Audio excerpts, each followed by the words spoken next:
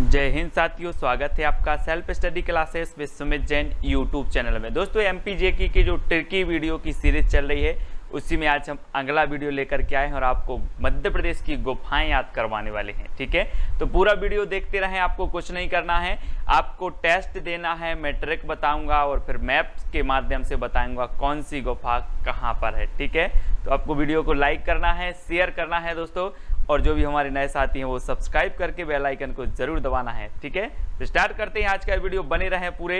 ये है दोस्तों अपना मध्य प्रदेश, और मध्य प्रदेश को हृदय प्रदेश, टाइगर स्टेट के नाम से भी जाना जाता है।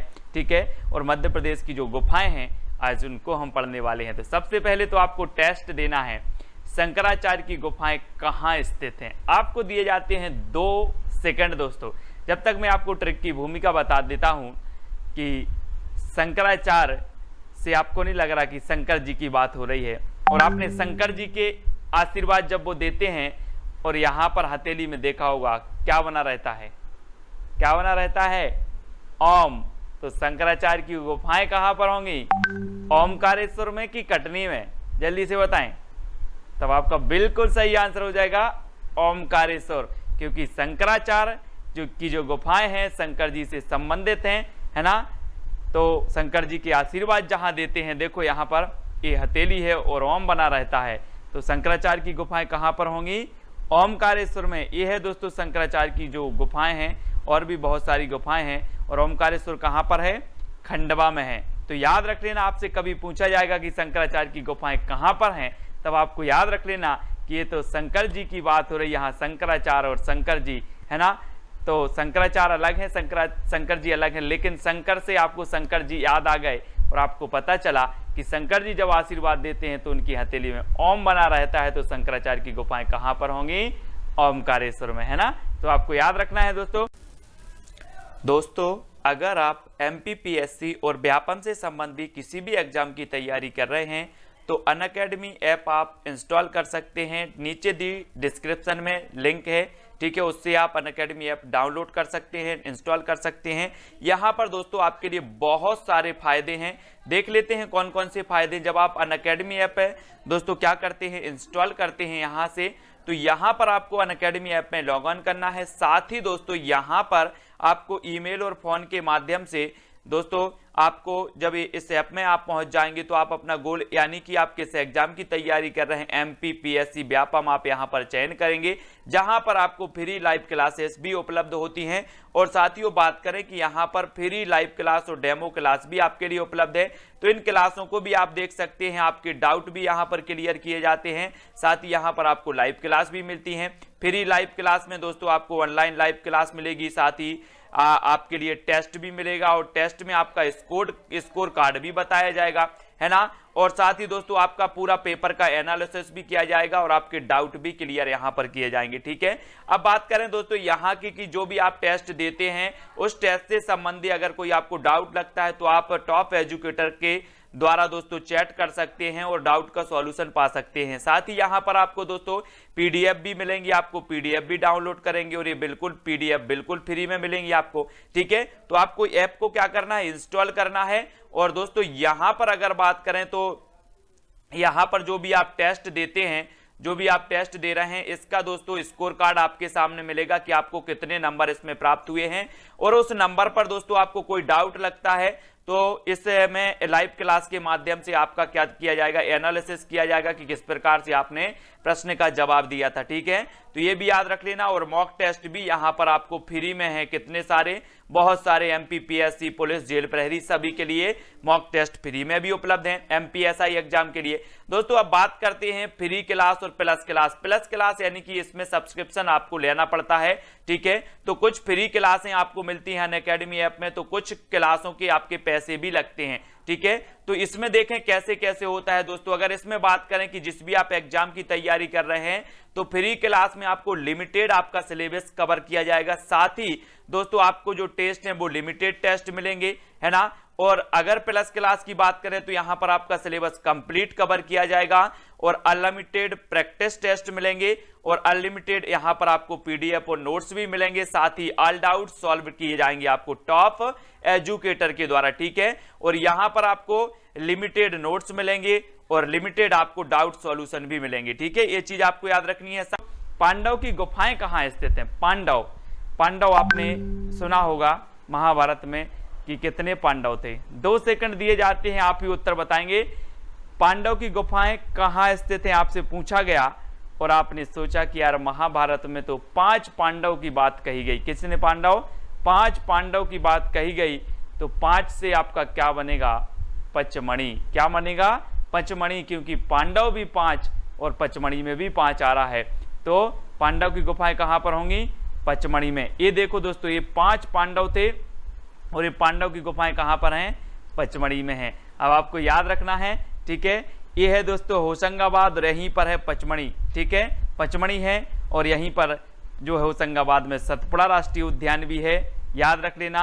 पचमणि अभ्यारण्य भी है, ये चीज भी आपको याद रखनी है।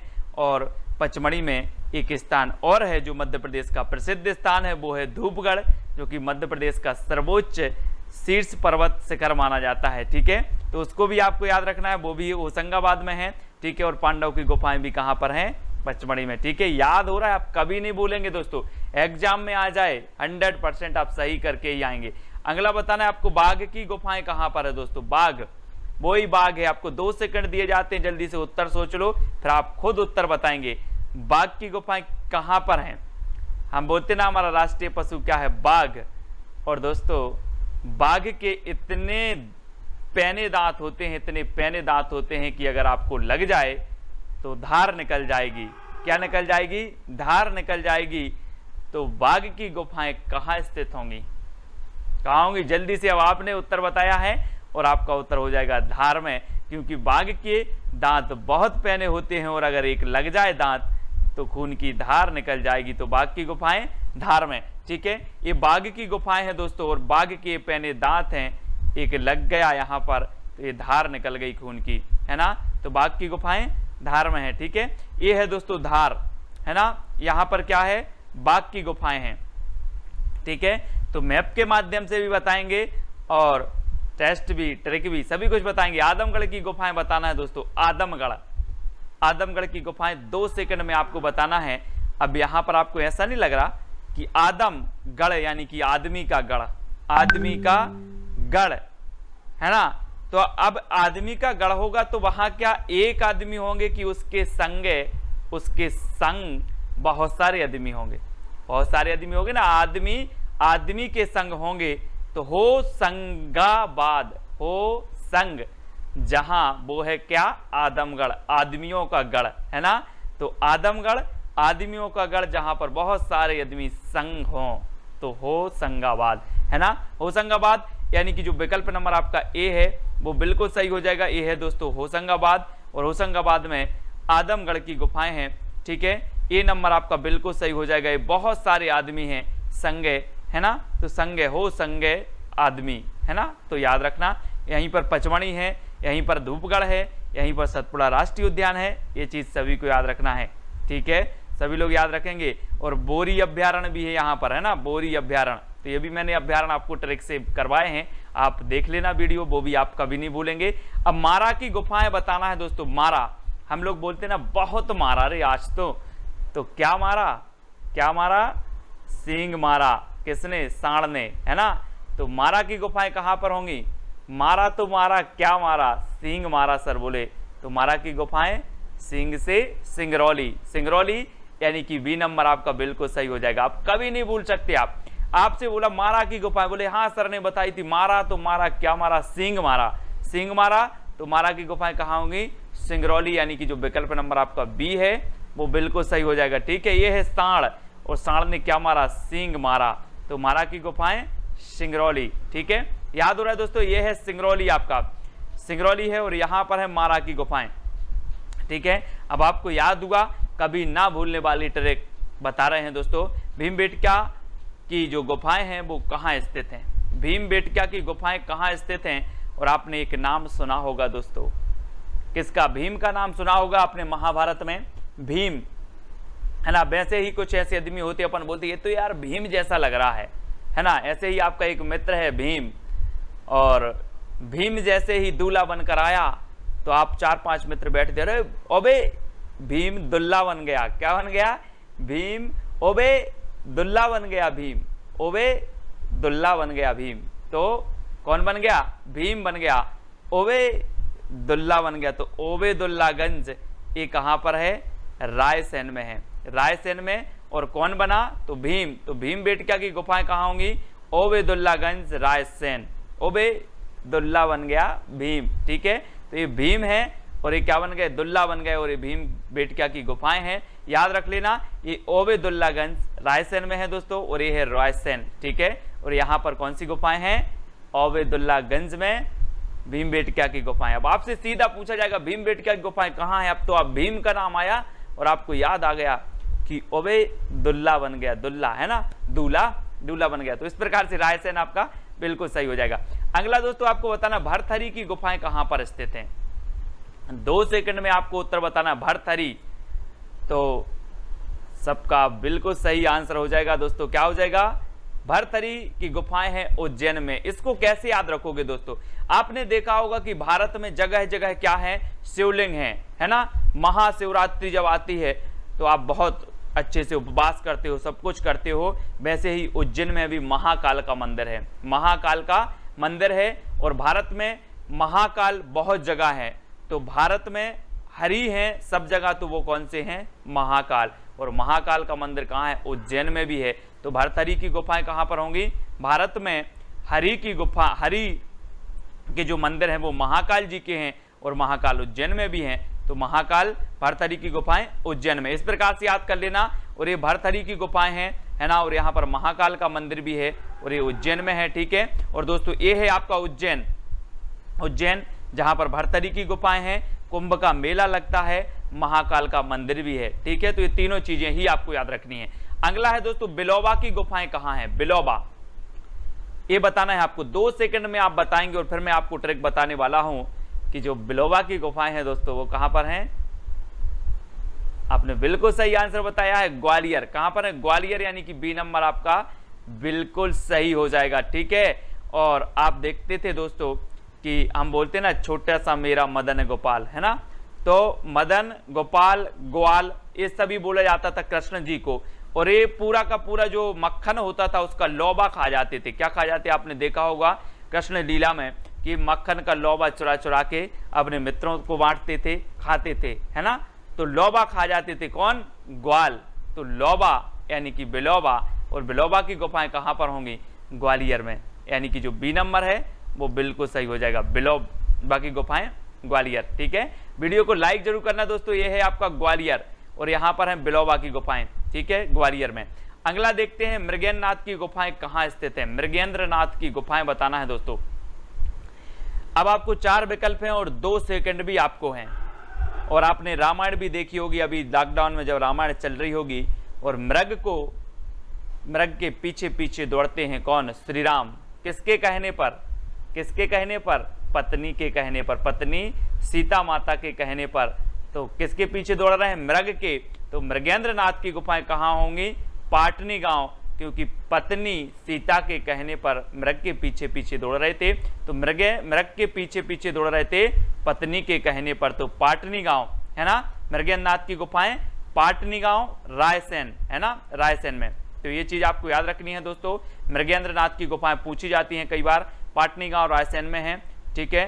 ये है दोस्तों आपका रायसेन, ठीक है। और यहाँ पर है मृगेंद्रनाथ की गुफाएं, इनको आपको याद रखना है।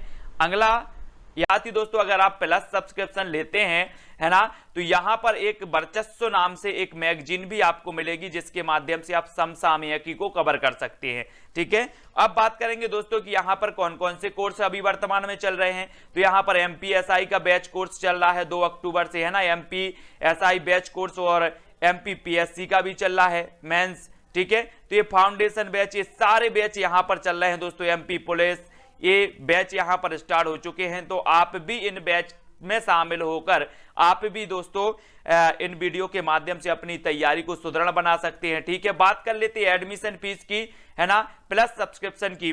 तो दोस्तों यहां पर देखें हम कि कैसे आपको एडमिशन फीस जमा करनी है, कैसे प्लस सब्सक्रिप्शन लेना है, कितने का आपको पड़ेगा, वो सारी चीजें यहां पर दी हैं कि अगर आप 1 महीने का प्लस सब्सक्रिप्शन लेते हैं दोस्तों तो आपको ये फीस 1600 चुकानी पड़ेगी। लेकिन यहां पर एक कोड दिया है, ये रेफरल कोड है सुमित जैन। अगर सुमित जैन रेफरल कोड आप यूज करते हैं तो आपको 10% का डिस्काउंट मिलेगा और आपको यही जो कोर्स है ये 1440 रुपए की सब्सक्रिप्शन में आपको मिलेगा।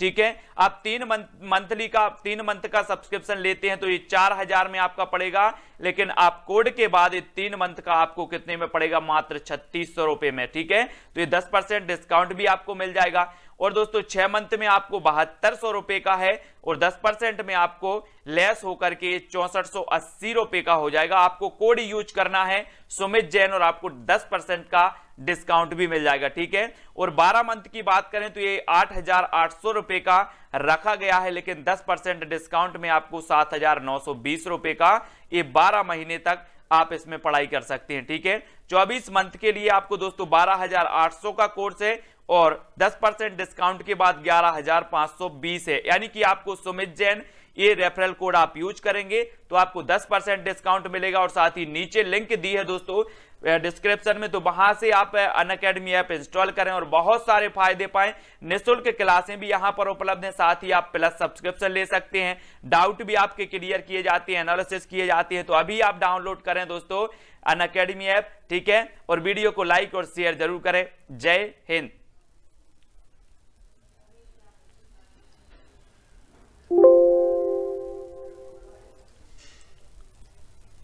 कर्मा नृत्य मूलतः किस जनजाति से संबंधित है? कर्मा, तो आपको 2 सेकंड दिए जाते हैं दोस्तों, आपको उत्तर बताना है। कर्मा से आपको नहीं लगता करम, करम है ना, और कर्म कैसे करनी चाहिए, अच्छे की बुरे, अब आपको ही बताना है।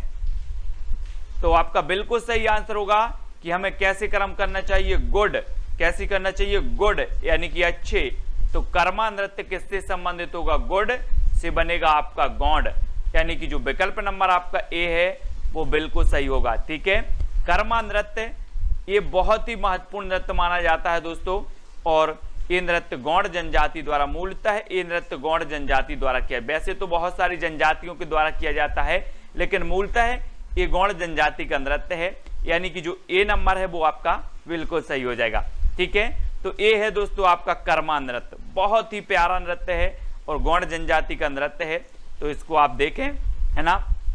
अब अगला क्वेश्चन है दोस्तों आपका, परध्वनि नृत्य किस जनजाति से संबंधित है? परध्वनि, अब आपको नहीं लग रहा परध्वनि से ऐसा लग रहा हो जैसे करध्वनि, ऐसा ना।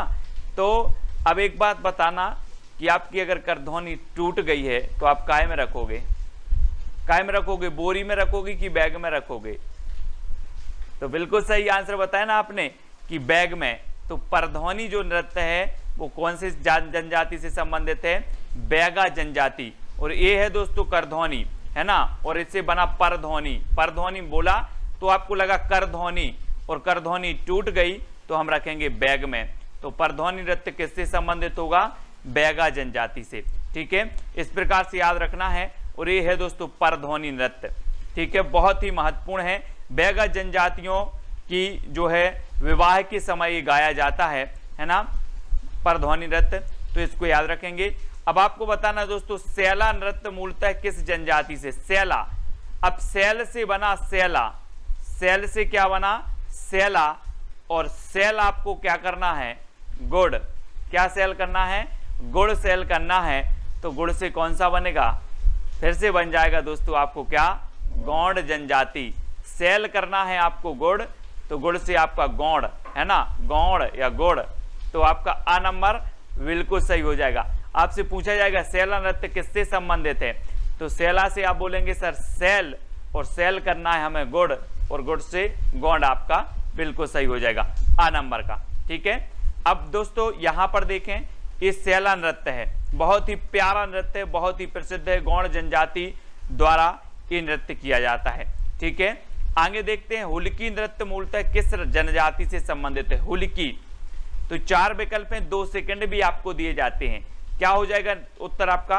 अपन बोलते हैं ना, गांव के बड़े बुजुर्ग बोलते हैं कि ऐसा नृत्य तो हुलका मुल्का नृत्य तो हमारे मुरी मुरा कर लेते हैं। क्या कर लेते हैं? मुरी मुरा। हुलकी मुल्की नृत्य तो हमारे मुरी मुरा कर लेते हैं। तो हुलकी नृत्य किससे संबंधित होगा? कौन सी जनजाति से? तो आपका उत्तर होगा मुरिया, मुरी मोरा। हल्के फुल्के नृत्य, हल्के फुल्के तो हुलकी, हल्के से हुलकी नृत्य मुरिया जनजाति से होगा। ठीक है, इस प्रकार से आपने गांव में देखा है हुलकी हुलकी हल्के फुल्के नृत्य तो हमारे मुरी मुरा कर लेते, बड़े बुजुर्ग बोलते हैं। तो मुरिया आपका बिल्कुल सही हो जाएगा। और ये है दोस्तों आपका हुलकी नृत्य, है ना, मुरिया जनजाति द्वारा किया जाता है, बहुत ही बढ़िया नृत्य माना जाता है। ठीक है, तो ऐसे आपके एग्जाम में पूछे जाएंगे। आपसे पूछा जाएगा अटारी नृत्य किससे संबंधित है? तो आपको थोड़ा सा कॉमन सेंस लगाना है दोस्तों। गांव में क्या होता है, एक मंजिल अगर मिट्टी का मकान बना लिया जाता है उससे ऊपर, तो वो कहलाता है अटारी। और अटारी ये कहां बनी होती है? भूमि में कि आकाश में?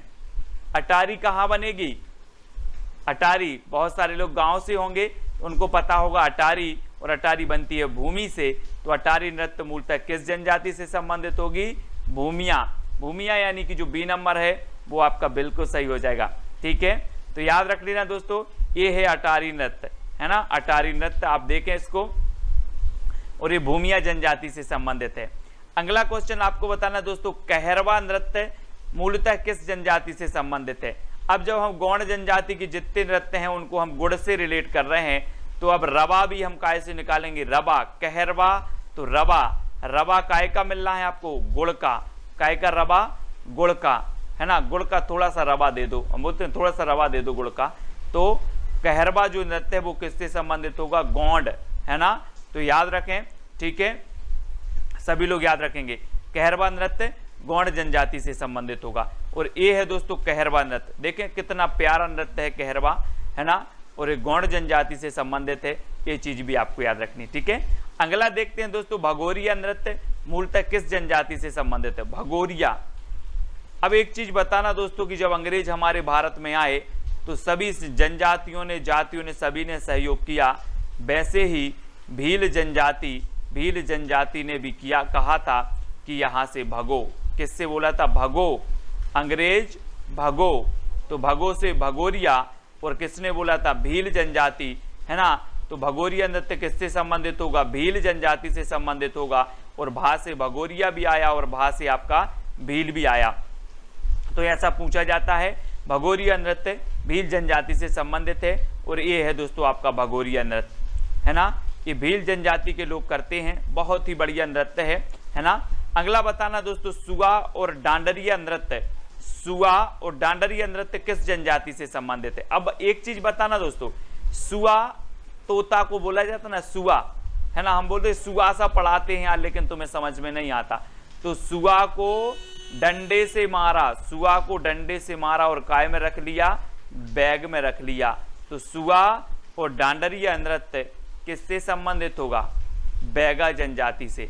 सुआ को डंडे से मारा और बैग में रख लिया, तो बैगा जनजाति से संबंधित है सुआ नृत्य और डांडरिया नृत्य। ठीक है, तो इस प्रकार से याद रख लेना। आप नहीं मानना सुआ को, लेकिन यहाँ से हम याद कर रहे हैं कि सुआ को डंडिया से मारा और बैग में रख लिया। ठीक है, इस प्रकार से ये है दोस्तों आपका डांडरिया नृत्य, सुआ नृत्य, सुआ नृत्य। ठीक है, इस प्रकार से लकड़ी के इन्होंने सुआ बनाए हैं, यहाँ पर रखे हुए हैं। और ये नृत्य बहुत ही सुंदर नृत्य है दोस्तों, सुआ नृत्य। ठीक है, तो ये बैगा जनजाति से संबंधित है। ठीक है, ये प्लास्टिक के बैग भी यहाँ पड़े हैं, बैग में रख लिए। तो इस प्रकार से देख लेना। कोल दहकी नृत्य किस जनजाति से संबंधित है? अब इसको तो याद करने की कोई जरूरत नहीं, यहाँ पर दिया है कोल। तो ये कोल दहकी जो नृत्य है ये किससे संबंधित होगा? किससे संबंधित होगा? कोल जनजाति से, यानी कि आपका विकल्प नंबर जो बी है वो बिल्कुल सही हो जाएगा। ठीक है, बी नंबर, है ना। ये दोस्तों कोल जनजाति का जो नृत्य है को दहकी नृत्य। ठीक है, इस प्रकार से किया जाता है। आगे देखते हैं, खम्ब स्वांग किस जनजाति से संबंधित है? खम्ब, अब खम्ब से आया दोस्तों खम्बा, है ना। अब खम्बा आया तो ये खम्बा है आपका। अब खम्बा पे कैसे चढ़ोगे? कैसे चढ़ोगे खम्बा पर? कोर पकड़ कर, एक कोर और इस कोर को पकड़ कर, काय पर चढ़ेंगे, खंबा पर। तो खंबा पर चढ़ना है तो कोर को पकड़ पकड़ कर चढ़ना होगा। तो खंब स्वांग किस जनजाति से संबंधित होगा, कोरकू। कौन सी, कोरकू जनजाति से। अब यहां से लिया आया खंब और ये है खंब, और खंब को चढ़ना है खंब पर, तो कोर को पकड़ पकड़ के चढ़ना होगा। ठीक है, तो इस प्रकार से कोरकू आपका बिल्कुल सही होगा। और ये है दोस्तों खंब स्वांग, है ना, बहुत ही प्रसिद्ध है। इस प्रकार से अगला देखते हैं, भीमा नृत्य किस जनजाति से संबंधित है, भीमा। अब इसमें कोई याद करने की जरूरत नहीं है दोस्तों, भीमा जो नृत्य है ये किस जनजाति से होगा, भीमा जनजाति से, यानी कि जो बा नंबर है वो आपका बिल्कुल सही हो जाएगा। ठीक है, भीमा नृत्य भीमा जनजाति से। ठीक है, और ये है दोस्तों आपका भीमा नृत्य। देखो कितना बढ़िया नृत्य है, आपको तो तस्वीर देखने में ही आनंद आ गया होगा। ये भीमा नृत्य है। ठीक है, भीमा जनजाति का। अगला देखते हैं दोस्तों, बिमला नृत्य किससे संबंधित है। अब थोड़े से शब्दों को हमें जोड़ देना है। बी मिला, क्या मिला, अगर इसको हम बोले वो मिला, क्या मिला, बैग मिला। वो मिला, क्या मिला, बैग मिला। तो बिमला, है ना, बिमला को बैग मिला। इस प्रकार से कर देंगे, बिमला को बैग मिला। तो बिमला नृत्य बैगा जनजाति से संबंधित होगा, बिमला को बैग मिला। ठीक है, तो याद रखें ये किससे संबंधित है, बिमला नृत्य बैगा जनजाति से। ठीक है, अब कभी नहीं भूलेंगे आप। और दोस्तों ये है आपका बैगा नृत्य। इस प्रकार से बैगा नृत्य होता है बहुत ही बढ़िया तरीके से। बरेदी नृत्य किस से संबंधित है, बरेदी नृत्य बताना है आपको। बिमला नृत्य है वो पिछली बार जो हमने देखा, बरेदी नृत्य बताना है। आपको पता होगा दोस्तों कि जो गाय चराते हैं, गाय, उन्हें कहा जाता है बरेदी। और बरेदी जो नृत्य होता है ये किससे संबंधित होगा, जो गाय चराते हैं उन्हें ग्वाल कहा जाता है। और बरेदी जो नृत्य होगा वो काय से संबंधित होगा, ग्वालों से और गुर्जर से। ग्वालों और गुर्जर से संबंधित है दोस्तों बरेदी नृत्य। इस प्रकार से याद रखेंगे।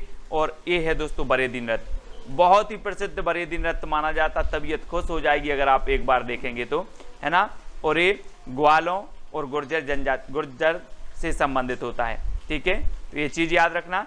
अगला आपसे पूछा जाता है, सैताम नृत्य किस जनजाति से संबंधित है। अब 2 सेकंड में आपको उत्तर बताना है। सैताम, सैताम से आपको नहीं लग रहा कि सर बोल रहे सैतान। हम बोलते हैं ना गांव में कि आपका लड़का भारी शैतान है, आपका लड़का भारी शैतान है। तो शैतान भारी, भारी शैतान, तो भारी से होगा आपका भारिया और शैतान से होगा शैताम। तो शैताम नृत्य किस जनजाति से संबंधित होगा, भारिया जनजाति से संबंधित होगा। ठीक है, शैताम से शैतान, शैतान भारी है, शैतान भारी है। तो शैताम नृत्य भारिया जनजाति। ठीक है, इस प्रकार से हमें याद रखना है। और ये है दोस्तों आपका शैताम नृत्य भारिया जनजाति का। ठीक है, इसको देखें। और अगला क्वेश्चन हमें बताना है, लहंगी नृत्य किस जनजाति से संबंधित है। 2 सेकंड आपको दिए जाते हैं और आपको बताना है, तब आपका बिल्कुल सही आंसर होगा दोस्तों सहरिया जनजाति, यानी कि 12 नंबर। ये याद रख लेना, लहंगी, लहंगी नृत्य सहरिया जनजाति से संबंधित है ना। सहरिया, बंजारा और कंजर ये जनजातियों का नृत्य है ना। कौन सा, लहंगी नृत्य, है ना। सहरिया, बंजारा और कंजरी, ये देखो लहंगा पर है, लहंगी, है ना, इस प्रकार से पहने हैं। और ये बंजारा और आपकी सहरिया जनजाति से संबंधित है। बहुत ही प्यारा नृत्य माना जाता है दोस्तों लहंगी नृत्य, है ना, याद रख लेना इसको। ठीक है, तो सभी लोग वीडियो को लाइक जरूर करेंगे, वीडियो को शेयर भी करना है और आपको पेज से भी जुड़ना है। टेलीग्राम जो पेज है अपना टेलीग्राम ग्रुप है, उसको टेलीग्राम ऐप डाउनलोड करना है, फिर उसमें सर्च कर लेना है IAS स्टडी ट्रैक और ज्वाइन हो जाना है। ठीक है, व्हाट्सअप नंबर दिया है तो व्हाट्सअप पे भी आप ज्वाइन हो सकते हो। इंस्टाग्राम में Sumit Jain self study classes search करना है, फेसबुक में भी सुमित जैन, है ना। टेलीग्राम में तो मैंने आपको बताया IAS स्टडी ट्रैक सर्च करना है। तो दोस्तों वीडियो कैसा लगा कमेंट के माध्यम से बताएं, वीडियो को लाइक और शेयर अवश्य करें दोस्तों। आज की वीडियो के लिए बस इतना ही। जय हिंद,